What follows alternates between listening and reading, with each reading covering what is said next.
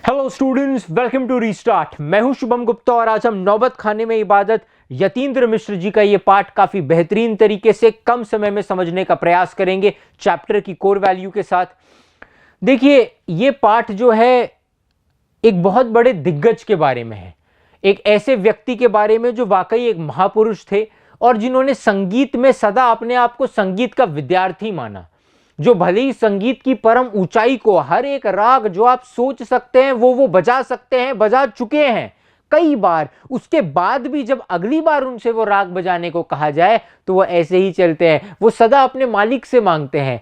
हर बार जितनी भी वक्त वो दुआ मांगे, वो अपने प्रभु से यही दुआ मांगते हैं कि सच्चे सुर दे दो, सच्चे सुर दे दो। जिसके पास सब है, वो संगीत सम्राट आप उनको कह सकते हैं, शहनाई सम्राट आप उनको कह सकते हैं, किंतु उसके बाद भी वो अपने आप को विद्यार्थी माने। ये भारतीय संस्कृति के एक ऐसे हिस्से की कहानी है जहां अक्सर लोगों का परिचय नहीं है। आइए मैं आपका वहां उससे परिचय करवाता हूं।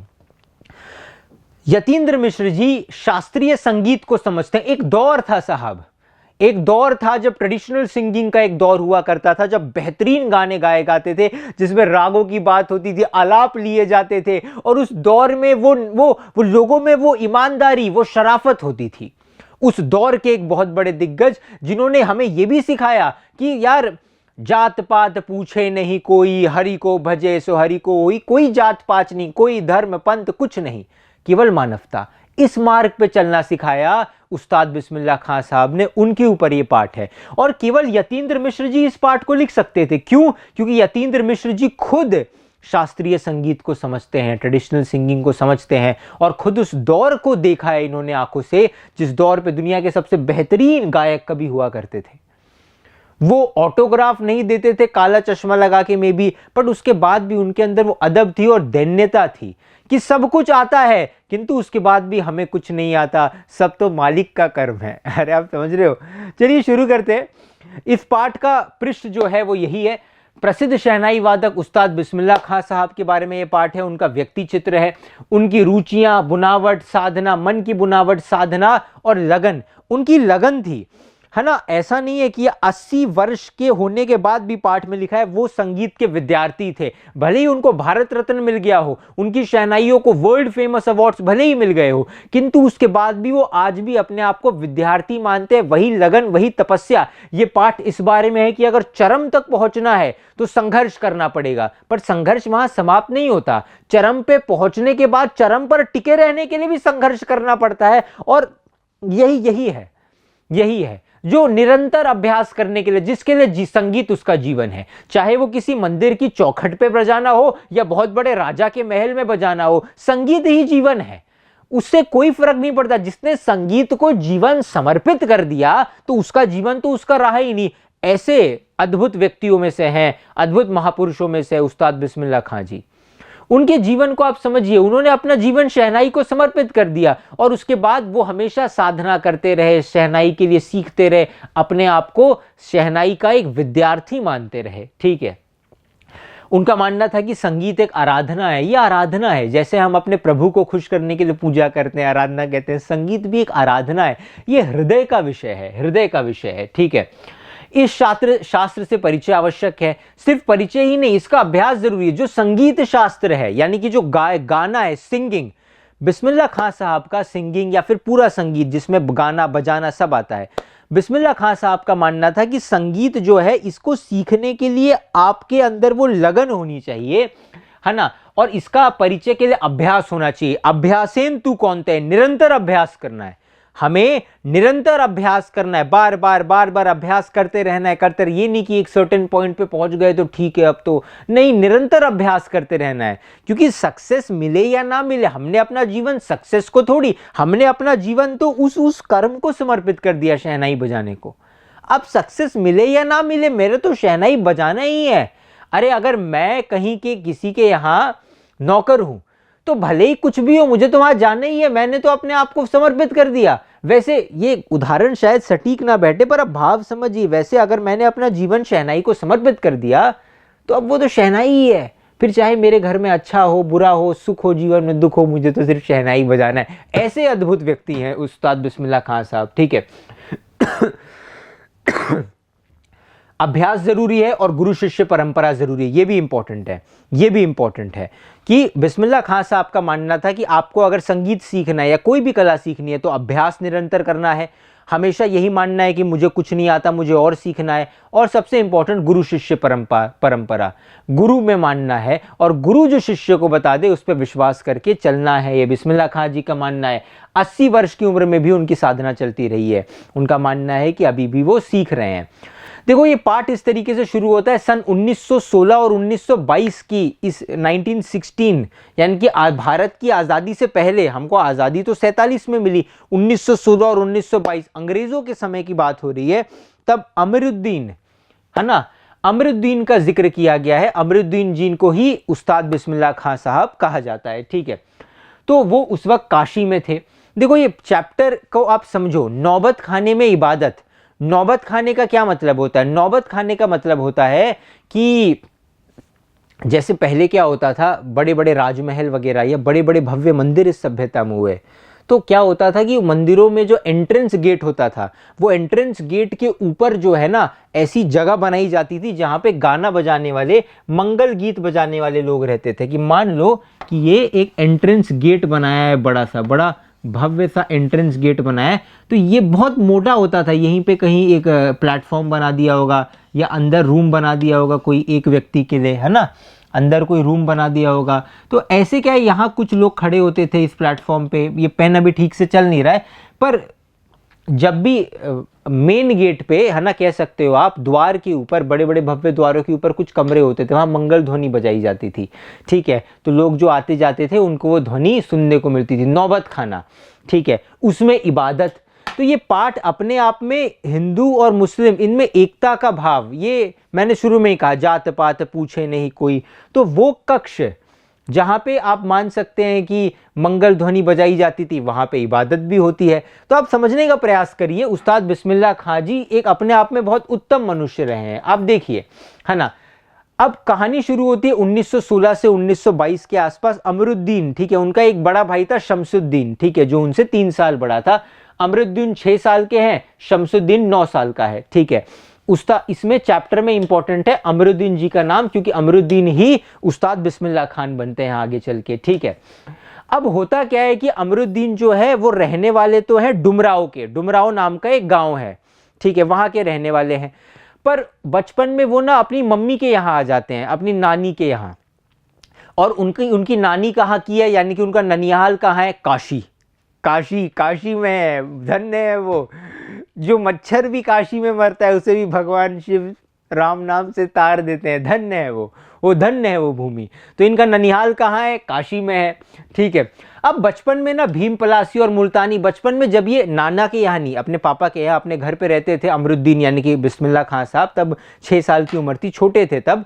तो ना ये घर में अक्सर बात होती थी रागों की, जैसे भीम पलासी, मुल्तानी। लगता था ये क्या है, मुल्तानी तो मिट्टी होती है। उनको पता नहीं था कि ये सब संगीत के अलग अलग राग होते हैं, अलग अलग टोन्स, ट्यून्स होते हैं। उनको ये बात नहीं पता थी, इन भारी शब्दों से उनका परिचय नहीं था।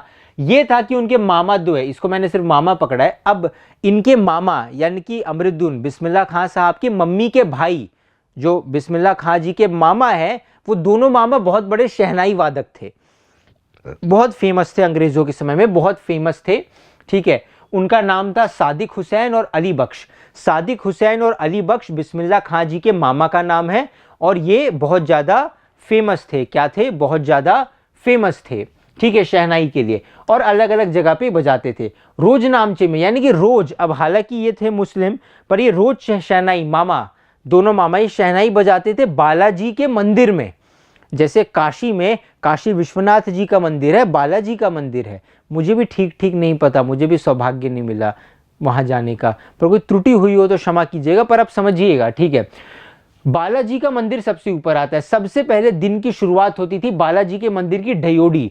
ढयोडी का मतलब होता है द्वार, आप कह सकते हो द्वार मतलब कि आगे का एरिया, फ्रंट एरिया, उसके सामने। तो सबसे पहले जो है ये, सबसे पहले मामा जो है दोनों, अली बख्श और क्या नाम था दूसरे का, अली बख्श और सादिक हुसैन, ये दोनों बालाजी के मंदिर के द्वार पे बैठ करके, आंगन में बैठ करके बजाते थे, ठीक है। रागों को सुनते रहते हैं। है ना। अब ये सब राग, अलग अलग राग बदल बदल के बजाए जाते बालाजी के मंदिर के सामने। अमृतधुन का जन्म डुमरांव में हुआ, बिहार में। मैंने जैसा आपको बताया, बिहार में डुमरांव नाम के गांव में इनका जन्म हुआ था। ठीक है, जब 5-6 वर्ष के थे तब वो अपने नाना के घर आ गए, यानी कि वो डुमरांव में बहुत कम समय रहे, 5-6 साल के ही थे, तभी वो काशी आ गए अपने नाना के यहाँ। काशी में उनके दोनों मामा जो हैं वो दोनों बहुत बड़े शहनाई वादक है, और भले ही वो मुस्लिम थे पर उनकी दिन की शुरुआत होती थी बालाजी के मंदिर के सामने, है ना, उनके द्वार पे, प्रभु बालाजी के द्वार पे शहनाई बजा करके। ठीक है, शहनाई और डुमराव एक दूसरे के लिए उपयोगी है। यहां से क्वेश्चन पूछते हैं, इसलिए मैंने रेड मार्क किया है। शहनाई और डुमराव, डुमराव का क्या महत्व है शहनाई से? देखो, डुमराव में जो बिहार में गांव है वहां पे एक सोन नदी बहती है। सोन नदी के पास एक खास तरह की घास उगती है जिसको हम कहते हैं नरकट। उस नरकट की घास जो है वो अंदर से पोली होती है। पोली मतलब, मुझे जितना समझ में आया, अंदर से खोखली होती है वो। तो खोखली चीज में जैसे ऐसे मुट्ठी बंद है, फूंक मारू कुछ नहीं होगा, और मुट्ठी थोड़ी सी खोलू, थोड़ी सी, मतलब, है ना, पोली अंदर से खोखला होगा तो एक ध्वनि निकलने की संभावना होती है। आप इतना समझिए, डुमराव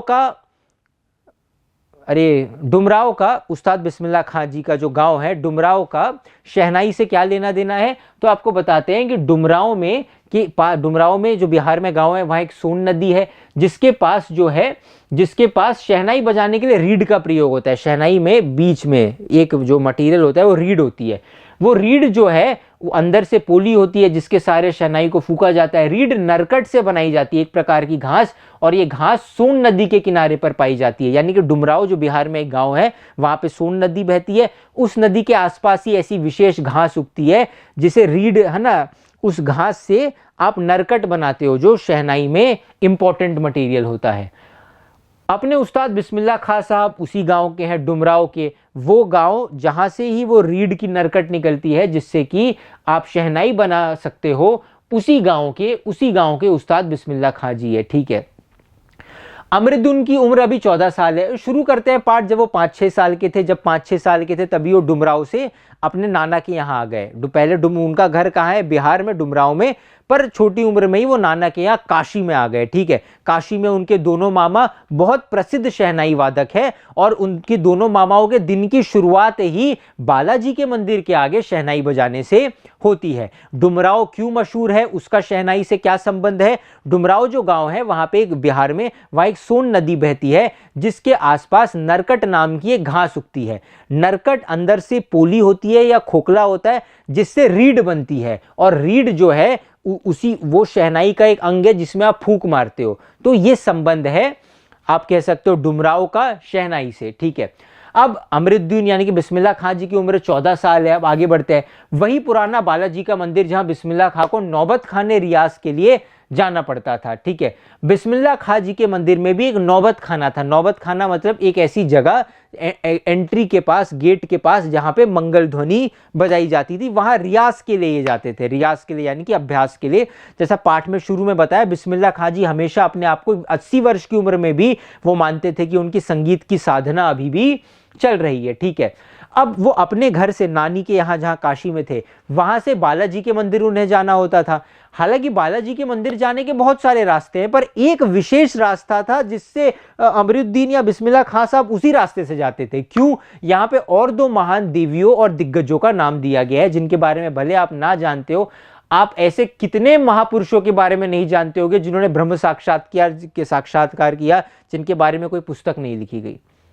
जानने से कुछ नहीं होता, जान के क्या होता है, लोग भूल जाते हैं, पर ऐसे बहुत लोग हुए हैं, है ना। रसूलन बाई और बतूलन बाई, ये दोनों देवियां बहुत बहुत ज्यादा मशहूर इंडियन क्लासिकल सिंगर्स रही हैं।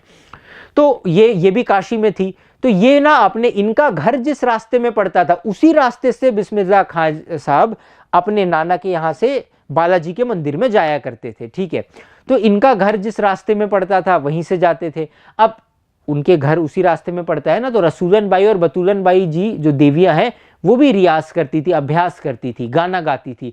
तो उनके गीतों को सुन सुन के कभी कभी अमरुद्दीन उनके घर के पास ही रुक जाते थे। उनके गीतों को सुन सुन करके उनके हृदय में एक चाह उत्पन्न हुई और एक प्रेम उत्पन्न हुआ शास्त्रीय संगीत के प्रति। ठीक है, अब वो कई इंटरव्यूज़ में उन्होंने कहा था कि ये बहुत लाइफ चेंजिंग मोमेंट था और इसी वजह से उनको ट्रेडिशनल सिंगिंग में इंटरेस्ट आया, है ना, शास्त्रीय संगीत में इंटरेस्ट आया। वैदिक इतिहास में अब यहाँ पे एक बात की जाती है कि वैदिक इतिहास में अगर आप वेदों को देखो तो यतीन्द्र मिश्र जी ऐसा लिखते हैं कि वहाँ पे शहनाई का जिक्र नहीं है। जैसे वीणा हो गया माँ सरस्वती के हाथ में, और भी ऐसे वाद्य यंत्र हैं, म्यूजिकल इंस्ट्रूमेंट्स है जिनका जिक्र है, पर शहनाई का जिक्र नहीं है। हाँ, लेकिन वो आपको ये भी बताते हैं कि संगीत में, कि आप कह सकते हो संगीत शास्त्रांगर्थ एक पुस्तक है संगीत शास्त्र की, उसमें शहनाई को सुशिर वाद्य कहा गया है। सुशिर वाद्य यानी कि वो वाद्य, वो इंस्ट्रूमेंट जो फूंक मार करके बनाए जाते हैं। तो शहनाई का डायरेक्ट जिक्र नहीं है कि as a musical instrument Bharat के कल्चर में, बट उसके बाद भी उसका एक जिक्र है कि अरब से कुछ इंस्ट्रूमेंट्स आए थे जिन्हें सुशिर वाद्य कहा जाता है। तो जो भी ये फूंक मार के बजाने वाले, उनमें से उसमें शहनाई का जिक्र है। ठीक है, शहनाई को सुशिर वाद्यों में शाह की उपाधि दी गई, यानी कि जितने भी फूंक मार के बजाए जाने वाले वाद्य हैं उन सब में शहनाई को शाह, यानी कि शहनाई को उन सब में अच्छा बताया गया है। ठीक है, शहनाई को शाह की उपाधि दी गई है उसमें, सुशिर वाद्यों में। मंगल का परिवेश प्रतिष्ठित करने वाला ये वाद्य, जब भी कोई मंगल शुभ काम होता है तो शहनाई हमेशा बजती है। आपको याद होगा, अरे शहनाई बजवा दो, शहनाई बजवा दो, अक्सर लोग ऐसा कहते हैं। ठीक है, शहनाई की इसी मंगल ध्वनि के नायक बिस्मिल्लाह खां साहब 80 बरस से सुर मांग रहे हैं, है ना, सुर मांग रहे हैं। वो हालांकि बहुत अद्भुत है, किंतु फिर भी वो यही मानते हैं कि वो जब भी अपनी नमाज पढ़ते हैं 5 वक्त की 80 वर्ष से, वो हमेशा यही कहते हैं 5 वक्त की, मालिक मुझे सुर दे दो, मुझे सच्चे सुर दे दो, मुझे सच्चे सुर दे दो। उनका या उनके मन में विश्वास है। देखो, भगवान एक चीज जरूर देखते हैं, आपको विश्वास है या नहीं। अगर विश्वास नहीं है, ये मेरे वचन नहीं है, है ना, पूज्य श्री बहुत महापुरुष के वचन है, आप समझिए। अगर विश्वास नहीं है तो भले ही आप सुबह 4 बजे उठ के नदी में इतना, है ना, खड़े होकर के आप कोई जप वप करो, कोई उसका विशेष फल नहीं मिलेगा, क्योंकि विश्वास ही नहीं है। और विश्वास से और प्रेम से अगर एक बेलपत्र भी चढ़ाओ तो वो महान फल देने लायक हो जाएगा। आप समझिए इस बात को। भगवान एक चीज अवश्य देखते हैं कि इसे विश्वास है या नहीं, और भगवान की ये गुप्त बात है, भगवान की ये कमजोरी भी है, भगवान कभी विश्वास नहीं तोड़ते, कभी विश्वास नहीं तोड़ते। बिस्मिल्लाह खां साहब को विश्वास है, 80 साल हो गए, अब कब देंगे, मरने का समय आ गया, अरे कोई फर्क नहीं पड़ता, मेरा कर्तव्य मांगना है। वो मांगते रहते हैं, वो जब भी नमाज पढ़ते हैं वो यही मांगते हैं कि मालिक मुझे सच्चे सुर दे दो, ऐसे सुर दे दो जो बजे तो अपने आप कोई कैसा भी व्यक्ति हो उसकी आंखों में अश्रु आ जाए, उसकी आंखों में आंसू आ जाए। और उनका यह मानना है कि कभी ना कभी उनका खुदा, कभी ना कभी उनके भगवान उन पे प्रसन्न होके संगीत का एक फल उनकी झोली में डाल देंगे। ठीक है ना। अपने उहापोह से बचने के लिए हम स्वयं किसी शरण, किसी गुफा को खोजते हैं। हिरण अपनी ही महक से परेशान, वंगल मुसीबत खाएं। हाँ, अब यहाँ पे यतीन्द्र मिश्र जी एक बात कह रहे हैं, वो ये कह रहे हैं कि बिस्मिल्लाह खां जी 80 साल के हो गए और आज भी नमाज पढ़ते हैं 5 वक्त की, तो यही अपने खुदा से प्रार्थना करते हैं कि सच्चे सुर दे दो, जबकि वो तो स्वयं सुर सम्राट हैं। तो यतीन्द्र मिश्र जी यहाँ पे कंपैरिजन करते हैं, जैसे हिरण, कस्तूरी हिरण, उसके नाभि में कस्तूरी होती है जिससे सुंदर सुगंध आती है। तो वो अब हिरण जो है ना, उसको ये अच्छी खुशबू आती तो है, वो जंगल जंगल भटकता है कि अच्छी खुशबू कहां से आ रही है, पर सत्य में वो जानता नहीं है कि वो असली वो खुशबू तो उसी के अंदर ही है, उसी के अंदर है। उसी प्रकार बिस्मिल्लाह खां जी के मन में उनके पास सारे सुर हैं, वो सुर सम्राट है, पर उसके बाद भी वो खोजते हैं, अपने मालिक से मांगते हैं कि मुझे अच्छे सुर दे दो, मुझे क्या दे दो, अच्छे सुर दे दो। ठीक है, ठीक है, आगे बढ़ते हैं। अब यहां पे क्या है, अब एक मुहर्रम का जिक्र किया जाता है। मुहर्रम जो है ये सेलिब्रेट करने का नहीं, शोक मनाने का त्योहार होता है मुस्लिम धर्म में। तो जब मुहर्रम का त्योहार होता है, इसमें भी कुछ 10 दिन का ये त्योहार होता है, उसमें 8वें दिन जो है, ऐसे तो मुहर्रम के समय किसी भी तरह का म्यूजिकल इंस्ट्रूमेंट, वाद्य यंत्र नहीं बजाए जाते, ये शोक मनाने का त्योहार है। लेकिन 8वें दिन बिस्मिल्लाह खां साहब, वो जो एक विशेष दिन होता है, उस दिन ना वो शोक की ध्वनि बजाते थे, शोक की ध्वनि। और वो ध्वनि बजाते बजाते 8 किलोमीटर पैदल चलते थे, और चलते चलते बजाते थे, और आसपास जो भी सुनते थे वो उसे सुन करके इमोशनल होते थे। बिस्मिल्लाह खां साहब भी रोते हुए वो ध्वनि बजाते थे, इतना उनके संगीत में वो पवित्रता थी, है ना। अब यहाँ बिस्मिल्लाह खां साहब अपने जवानी के दिनों के बारे में बता रहे हैं। मैंने आपको शुरू में ही बताया, वो उनका जन्म तो डुमरांव में हुआ, बिहार में। डुमरांव मशहूर क्यों है? क्योंकि वहां एक सोन नदी है जिसके पास नरकट, एक विशेष प्रकार की घास पाई जाती है जिससे रीढ़ बनती है। रीढ़ शहनाई में प्रयोग होती है ना, और सुशिर वाद्य में फूंक मारने में प्रयोग होती है, ठीक है। पर 5-6 साल की उम्र में ही वो अपनी मम्मी के यहाँ काशी आ गए। उनके दोनों मामा बहुत प्रसिद्ध शहनाई वादक थे और दोनों मामाओं के दिन की शुरुआत है ना बालाजी के मंदिर के सामने शहनाई बजाने से होती थी, है ना। अमरुद्दीन यानी कि बिस्मिल्लाह खां साहब को वो भी रियाज करने, मामाओं के साथ प्रैक्टिस करने, शहनाई ये सब सीखने जाया करते थे। अब जब वो जाते थे सीखने के लिए तो उसी रास्ते से जाते थे जिस रास्ते रसूलन बाई और बतूलन बाई का घर पड़ता है, ताकि उनको वो सुनने को मिले। और उन दोनों देवियों को सुन सुन के ही उनका संगीत के प्रति प्रेम और ज्यादा बढ़ गया। अब बिस्मिल्लाह खां साहब अपने जवानी के दिनों की बात कर रहे हैं कि वो तब पक्का महल की कुलसम हलवाई, देखिए भारत की आज़ादी से पहले बड़ा अच्छा समय था, बड़ी पवित्रता थी, कोई मिलावट नहीं होता था कि दूध में या घी में कुछ भी मिला दो। तो उस वक्त कुलसम हलवाई की कचौड़ियाँ होती थी, ये बिस्मिल्लाह खां साहब को बहुत पसंद है। और यहाँ पे वो 2 चीज़ें बताते हैं। एक, उनको क्या पसंद है बिस्मिल्लाह खां साहब को बचपन में? 2 ही चीज़ें मेन बता रहा हूँ। एक, कुलसम हलवाई की कचौड़ियाँ, कुलसम हलवाई की कचौड़ी उनको बहुत पसंद है, जो देसी घी में छानते थे। उस वक्त गाय भैंस सबके पास होती थी प्रायः, देसी घी की कुलसम हलवाई की कचौड़ियाँ। यहाँ पे एक और बात बिस्मिल्लाह खां साहब कहते हैं कि संगीत, उन्होंने पता है संगीत भी कचौड़ी से सीखा। कैसे? जब गरम गरम घी में आप कचौड़ी डालो तो छन ऐसी आवाज नहीं आती, तो वो आवाज में भी उनको संगीत दिखाई देती है। आप समझ रहे हो, इतने बड़े वो संगीत के प्रेमी रहे हैं, इतने बड़े वो सुर सम्राट रहे हैं, हर जगह उनको सुर दिखते हैं। तो जब कचौड़ी गरम गरम छन रही है, उस ध्वनि में भी उन्हें सुर दिख रहा है। और उसके बाद भी 80 वर्ष में 5 साल की नमाज में वो यही मांगते हैं कि मालिक सुर दे दो, मालिक सुर दे दो। जैसे कस्तूरी हिरण की नाभि में ही है, पर वो सब जगह गूंजता है, उसे लगता है कि कहीं तो मिल जाए। वैसे सुर तो बिस्मिल्लाह खां साहब के अंदर ही है, पर वो यही सोचते हैं कि कभी तो मालिक सुर मुझे दे दे, ठीक है। एक तो उनको कचौड़ियां पसंद है। दूसरा, सुलोचना जी, उस समय की बहुत फेमस हीरोइन थी सुलोचना जी। उनकी कोई भी फिल्म में बिस्मिल्लाह खां जी मिस नहीं करते थे। जब भी सुलोचना जी की कोई भी नई फिल्म आती थी तो थोड़े पैसे मामा से मांग लिए, थोड़े नाना से मांग लिए, ऐसे घर से पैसे जमा कर करके वो सुलोचना जी की फिल्म तो पक्का देखते थे। और उनके गाल बड़े लाल हो जाते थे जब सुलोचना जी के बारे में उनसे पूछा जाता था, ठीक है। अमरुद्दीन तब सिर्फ 4 साल का रहा होगा, छुपकर नाना को शहनाई। अब देखो, ये जब 4-5 साल के थे तो डुमराव से जहां पैदा हुए थे वहां से काशी मम्मी के यहाँ गए। अब इनके जो नाना, इनके दोनों मामा तो प्रसिद्ध शहनाई वादक थे, इनके नाना भी शहनाई बजाते थे। तो अब क्या था, ये 4-5 साल के छोटे थे, नए नए आए थे काशी से, माफ करना डुमराव से काशी। तो इनके ये सुनते थे कि नाना जी ना कभी कभी शहनाई बजाते हैं। तो इतनी सुंदर आवाज कहाँ से आ रही है? अच्छा, नाना जी की शहनाई से आ रही है। हाँ, जब नाना जी इधर उधर चले जाते थे तो चुपके से जा करके खोल करके वो शहनाई निकालते थे और बजाते थे, बोलते थे यार ये तो वो आवाज नहीं है जो नाना जी की शहनाई से आ रही थी। फिर वो खोजते थे कि कहाँ चले गई नाना जी की शहनाई, कहाँ चली गई, है ना। शायद नाना जी वो मीठी वाली शहनाई कहीं छुपा के रखते हैं। पर अमरुद्दीन को क्या पता, बिस्मिल्लाह खां साहब को तब नहीं पता था कि शहनाई तो वही है, पर उससे सच्चे स्वर मालिक की दुआ से और अपने रियाज से, यानी कि अपने अभ्यास से निकलते हैं, ठीक है। बचपन के समय फिल्मों का बुखार था उन्हें, मैंने बताया आपको, वो जरूर वो सुलोचना जी की सारी फिल्में देखने जाते थे, ठीक है।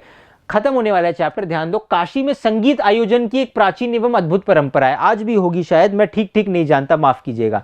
काशी में संगीत आयोजन की, यानी कि संगीत मतलब सिंगिंग, सिर्फ गाना नहीं, बजाना भी संगीत में आता है। संगीत आयोजन की प्राचीन परंपरा है। यह आयोजन पिछले कई वर्षों से संकट मोचन मंदिर में होता आया है। संकट मोचन श्री हनुमान जी महाराज का जो मंदिर है, वहां पे एक संगीत आयोजन हमेशा होता है, जहां पे बिस्मिल्लाह खां जी हमेशा पार्टिसिपेट करते आए हैं, ठीक है। हनुमान जयंती के अवसर पर यहाँ 5 दिनों तक शास्त्रीय एवं उपशास्त्रीय गायन वादन की उत्कृष्ट सभा होती है। अपने मजहब के प्रति अत्यधिक समर्पित उस्ताद बिस्मिल्लाह खां की श्रद्धा काशी विश्वनाथ जी के प्रति भी अपार है। आप समझिए, एक तो है तो धर्म से मुस्लिम, किंतु उनके बाद भी उनके दोनों मामाओं के दिन की शुरुआत होती बालाजी के मंदिर के सामने, उनकी डयोडी, उनके मंदिर के सामने शहनाई बजाने से। दूसरी बात, बिस्मिल्लाह खां साहब ने खुद बालाजी के मंदिर में कितनी बार शहनाई बजाई है। एक बार वो मंदिर के पास ही शहनाई बजा रहे थे, तो तब उनको इतना इल्म नहीं था, उनको इतना आता नहीं था, पर तब एक फकीर वहां से गुजर रहा था, उसने बोला बजा बजा, तो बिस्मिल्लाह खान साहब यही मानते हैं कि उस फकीर की शायद मुझे दुआ मिल गई कि मुझे भारत रत्न मिला, या फिर मुझे इतने अच्छे सुर उनके मालिक ने बख्श दिए। तो संकट मोचन हनुमान जी के मंदिर के पास शास्त्रीय संगीत का आयोजन होता है, वहाँ बिस्मिल्लाह खान साहब हमेशा जाते हैं। ठीक है, हनुमान जयंती पे भी वो हमेशा जाते हैं। अब यहाँ पे ये भी समझना है कि काशी विश्वनाथ जी के प्रति उनकी अपार श्रद्धा है। बिस्मिल्लाह खान साहब की श्रद्धा ऐसी है कि एक तो वो काशी कभी छोड़ते नहीं। काशी कोई क्यों छोड़ेगा, ये तो आनंद कानन है, भगवान शिव की नगरी है, जहां मच्छर भी मरे तो भगवान शिव श्री राम का नाम वो तारक मंत्र देके तार देते हैं। काशी की महिमा है ना। World's oldest living city, world's oldest surviving city वो काशी है। तो बिस्मिल्लाह खान साहब को ऐसे तो काशी छोड़ के जाने का कभी मन नहीं कर रहा था कि इंटरनेशनल टूर पे चले जाए कहीं, नहीं। दूसरा, जब वो कभी काशी से बाहर भी होते थे तब भी जब वो अपनी शहनाई तब भी वो भले 2 मिनट के लिए सही, 1 मिनट के लिए सही, कुछ पल जिस दिशा में काशी विश्वनाथ जी है उस दिशा की ओर घूम करके अपनी शहनाई बजाते थे। उनकी अपार श्रद्धा थी काशी विश्वनाथ के प्रति। ये इसी बारे में है कि मजहब तो पंथ है, पर उसके बाद भी व्यक्ति को अच्छे से जीना चाहिए और अपने मजहब में आस्था रखनी चाहिए, अपने धर्म में, पर दूसरे धर्मों का भी सम्मान करना चाहिए, दूसरे धर्मों से भी प्रेम करना चाहिए। ठीक है, तो ये बिस्मिल्लाह खान साहब, अब ये अद्भुत महापुरुष थे। आजकल ऐसे महापुरुषों का मिलना तो बड़ा दुर्लभ है। ठीक है, मजहब के प्रति अत्यधिक समर्पित थे। ठीक है, आगे बढ़ते हैं। क्या करे मियाँ ई काशी छोड़कर कहाँ जाए, गंगा मैया यहाँ, बाबा विश्वनाथ यहाँ, बालाजी का मंदिर यहाँ। यहाँ हमारे खानदान की कई पुश्तों ने शहनाई बजाई है। हमारे नाना तो वही बालाजी के बड़े प्रतिष्ठित शहनाईबाज रह चुके हैं। वही नाना जो शहनाई बजाते थे, सुन लेते थे और जाके खुद बजाते थे तो बजती नहीं थी, तो कहते थे नाना लग रहा है वो मीठी बजने वाली शहनाई ले जाते हैं या कहीं छुपा के रखते हैं। ठीक है, अब हम क्या करें, मरते दम तक ना ये शहनाई छूटेगी ना काशी। वो काशी के प्रति उनकी विशेष आस्था थी बिस्मिल्लाह खान साहब की। काशी संस्कृति की पाठशाला शास्त्रों में आनंद कानन के नाम से प्रतिष्ठित है। ठीक है, एक फकीर की दुआ लगी भी मैंने आपको बताया। एक बार क्या हुआ, एक दिन एक शिष्या, जब वो बहुत फेमस हो गए तो कुछ स्टूडेंट्स भी उनके हो गए जो उनसे शहनाई बजाना सीखते थे। उनकी एक शिष्या एक दिन उसने थोड़ा डरते हुए पूछा कि गुरुजी, आपको, तब तक बिस्मिल्लाह खान साहब बहुत फेमस हो गए थे, उनकी बहुत ख्याति हो गई थी, उनको भारत रत्न भी मिल गया था, कि आपको तो भारत रत्न से नवाजा गया है, आप इतने बड़े शहनाई वादक हैं, फिर भी आप ये फटी हुई धोती क्यों पहनते हैं? कि धोती साइड से फटी होती थी, वो कपड़े बड़े सज धज के नहीं पहनते थे, आप ये फटी हुई धोती क्यों पहनते हैं, अच्छा नहीं लगता। बिस्मिल्लाह खान साहब ने प्यार से, डांटा नहीं, प्यार से हंसकर उनको दबका दिया। ठीक है, खान साहब मुस्कुराए, लाड से भरकर बोले, धत पगली, ये भारत रत्न हमको शहनैया पे मिला है, लुंगैया पे थरना ही।